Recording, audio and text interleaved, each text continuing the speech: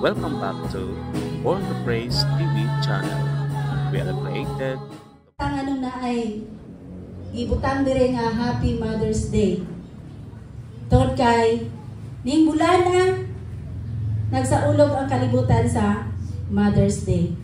Ug ato hinumduman nga ang pulong sa Dios ug ang Bible kanunay nag-honor sa mga mama.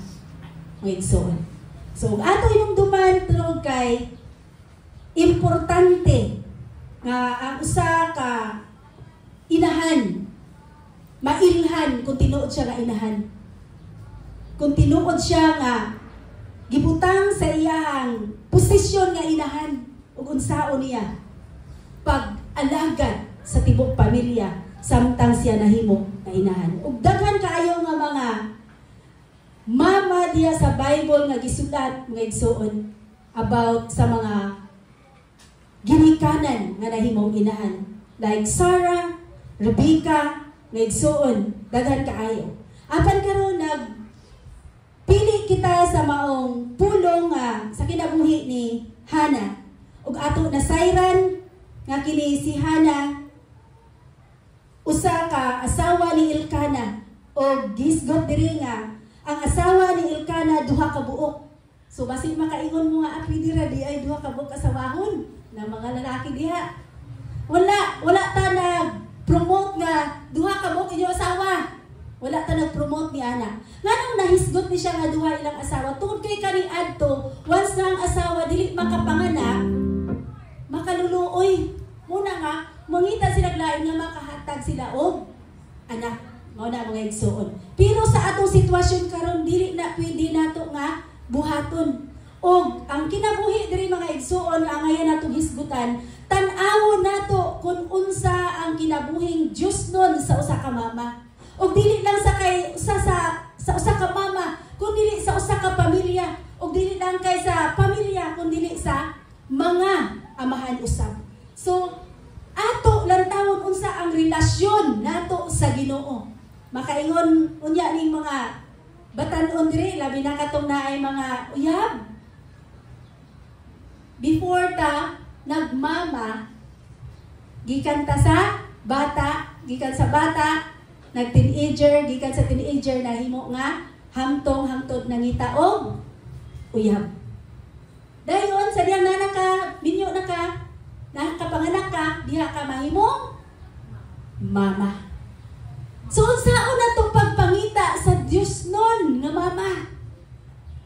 Di ba pagkalisod, pangitaon, dili lang basta-basta nga, mahimo na kong mama, kung may anak na ko. Dili, gikan sa imong pagkabata, dapat nakaila na ka sa Ginoo. Pag-abot sa imong pagka-teenager, kailagyapon ka sa Ginoo. Pag-abot nimo nga ka nang naanak ka nga, nangita na ka imong partner, kailagyan ka sa Ginoo. Aron pag-abot sa imong pagkahimong inahan, you are a godly mother. Dili lang ka during sa imong pagkamama, kamay mong godly mother. Kundi gikan sa imong pagkabata. So karon mga igsuon ato kanunay hinumduman dining dapita nga importante kaayo nga dunay Dios ang atong kinabuhi. Bati kayo akong eyeglass. Kanang lahi siya. Hallelujah. Importante kaayo sa usa ka pamilya nga duna ang Ginoo nga mahimong haligi sa panimalay. So kung ang Ginoo mo ay patiliwala, may mong haligi ang amahan, mahimong ilaw ang mama ug ang mga anak mo sunod niini mga igsoon. Karon tulo ka butang ang akong ihatag diha kaninyo. A right relationship to her husband tong kay naghisgot kini si Hana. Ang insakto nga relasyon dira sa bana ang ikaduha, ang insakto nga relasyon diha sa Ginoo ug ang ikatulo ang insakto nga relasyon sulod sa panimalay. Mga igsoon. So unahon nato mga igsoon nag-ingon dinhi. Ang atong relasyon dira, ang importante di ay sa usa ka mama nga duna siya ay good relasyon siyang bana. Kita ba dunay maayong relasyon sa atong bana? Mga mama diha.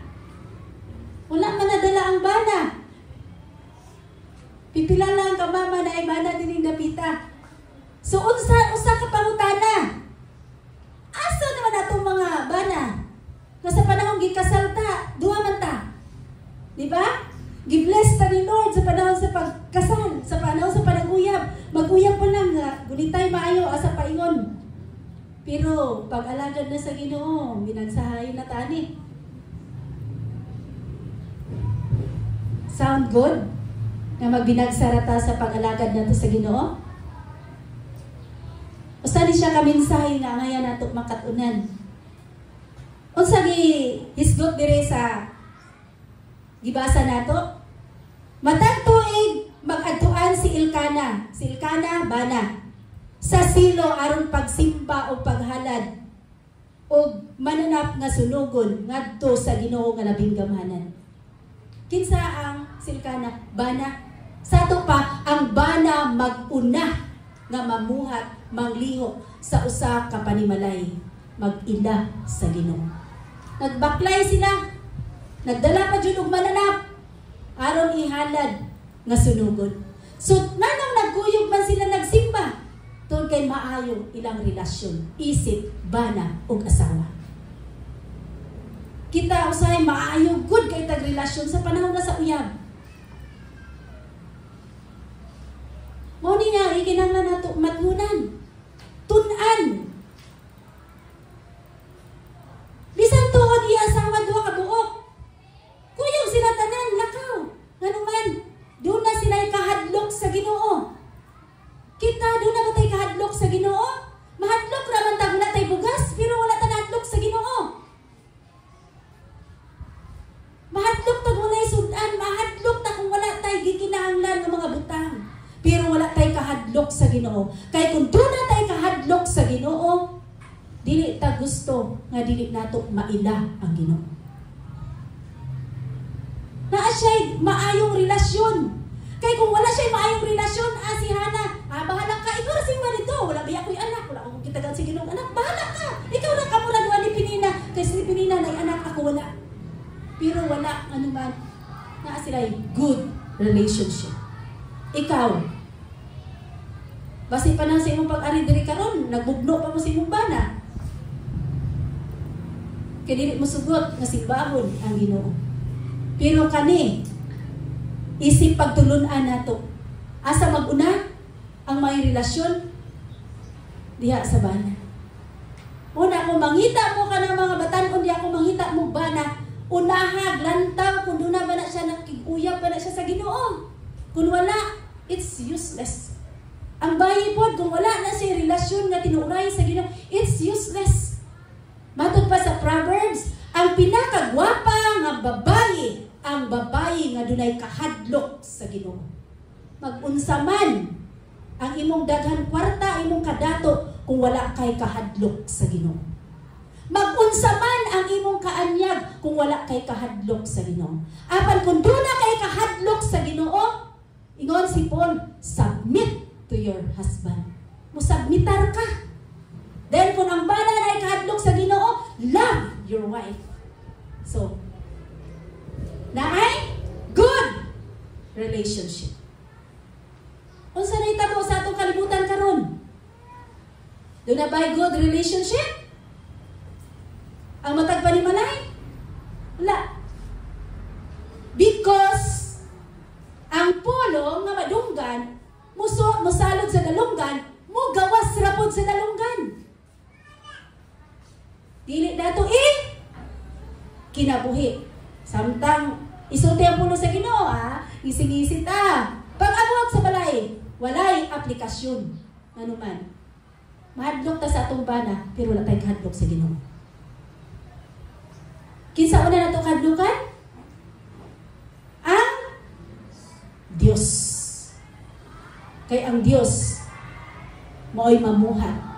Kung wala pa'y kahadlok si Elkana, dili siya musimba sa Ginoo.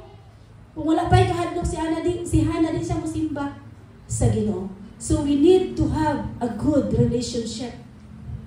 Ang mama na maayong relasyon sa iyang bana. mga igsuon.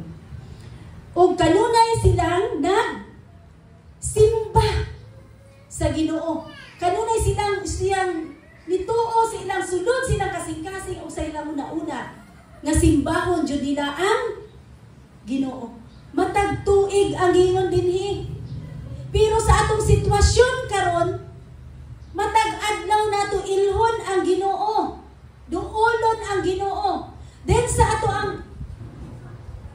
church mga igsuon, matag Domingo nato simbahon ang Ginoo. So kung excited ka nga doon na kay good relationship sa Ginoo, ang imong ba na excited nga doon na good relationship sa Ginoo, siya may mag-una. Alauna pa lang, mag-una na nagpamukaw. Simbata. Mag-una na naglihok. Pero kung dili ka excited sa Ginoo, hangtod alas 5, sige na kang tulog-tulog. Pag abot, awa na yung panghilamos, ato na lang taglit sa simbahan. Kay late na. Kaya dili ta excited. Di ba? Pero kung excited ka, ang bana excited, oh sige, bangon na mga anak. So, importante ang relasyon. Kung guba man ang atong relasyon, ang purpose sa Ginoo, to restore your relationship. Kinsa mo restore? Ang Dios. Muna ang kinahanglan, asa ta mo gunit sa Ginoo. Dili tanan nga mga tao nga kauban na kikita nato nga mga dato, smile-smile lang, pero guba ang relasyon. Importante atong relasyon sa Ginoo. Kanunay, pangitaa ang presensya sa Ginoo. Isang asa ka o sa imong gibuhat, pangitaa ang presensya sa Ginoo. Kay kung kanunay nimo gipangita ang presensya sa Ginoo, doon na kay good relationship. Pero kung kanunay kang nangita kwarta, kanunay guba imong kasing-kasing una-una. Kung kanunay kang nangita, kwarta ang importante kay kwarta mo palit og bugas, kwarta mo palit og cake, kwarta mo palit og lechon. Tanan nasa kwarta. Pero kung gipangita ng presensya sa Ginoo, musunod lang ang tanan. Musunod. So kung kamo gasik mo og partner, sigurado nga dunay kahadlok sa Ginoo. Kay dunay tao nga nay relasyon sa Ginoo pero wala pay kahadlok. Una gani nga dili tanan nagsampit sa Ginoo na kaila sa Ginoo. Kung wala may kahadlok, pwede ra ka mosulod nga lingkod ra ka diha. Importante mong sulod sa kasing-kasing nga doon na jud kay kahadlok sa Ginoo. Nga imong pag-ila sa Ginoo, wala jud kay mahimo kung wala ang Ginoo. Una mga igsuon. Pero yung pag-ila sa Ginoo, simba ko diri, bisan dili ko mo simba, makakaon ng gyapon ko, makakuan. Dili na mo. Dapat mo pailalong ka sa Ginoo nga wala jud ka tanan kung wala ang Ginoo. Muna mga igsuon. So, importante kayo, gikinahanglan